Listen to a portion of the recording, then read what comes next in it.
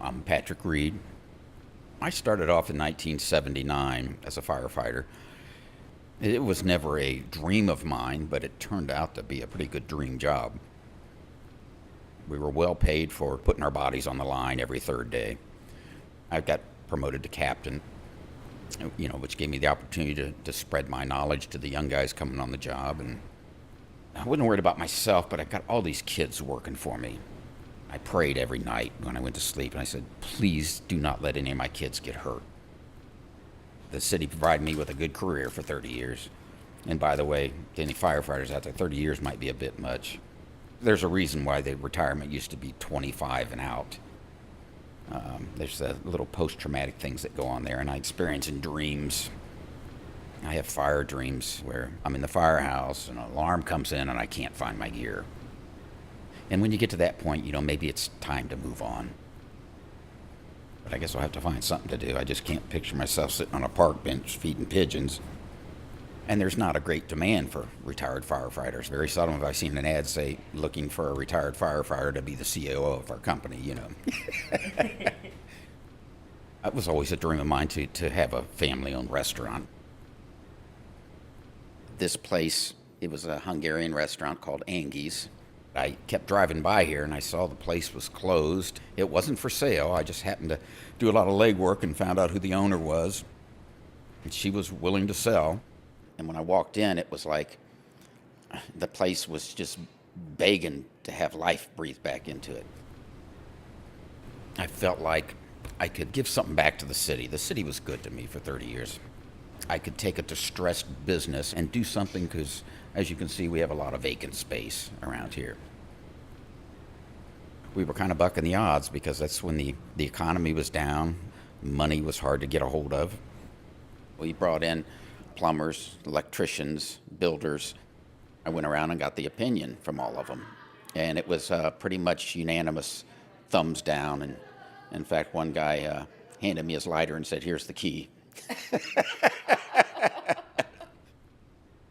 I see something, but everyone else doesn't. Am I crazy? My daughter, Jen, called me later on that day and gave me the shove I needed. I knew he was thinking what I was thinking. Yes, it's going to be hard. Yes, it's going to be a lot of work. Yes, it's going to be a lot of money. She said, Dad, what do you think?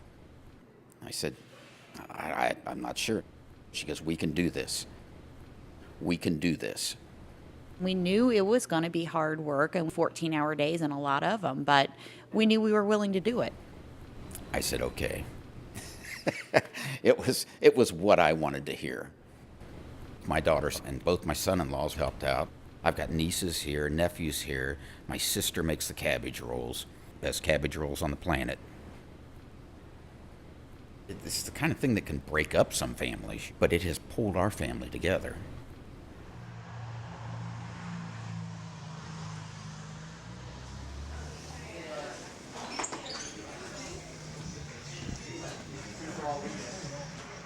People always wondered what we eat in the firehouse. We're there for 24 hours, and I thought, well, I'll bring the firehouse recipes in here and share them with people and the history of the fire department. I had a lot of stuff I collected over the years.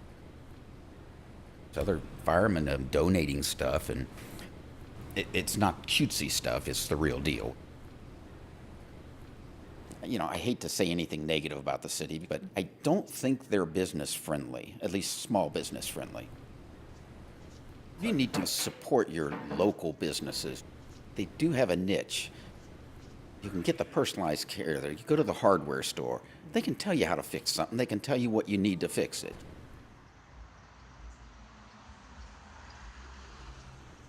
I put a substantial amount of my retirement money down on it. I've yet to take a paycheck, but it's coming, And when I do start getting into the black, I try to give them raises. They need it more than I do, you know what I mean? I've got my fire pension.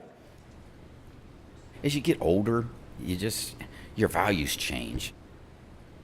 That's why you find older people doing volunteer stuff, You just feel like giving back and leaving some kind of legacy.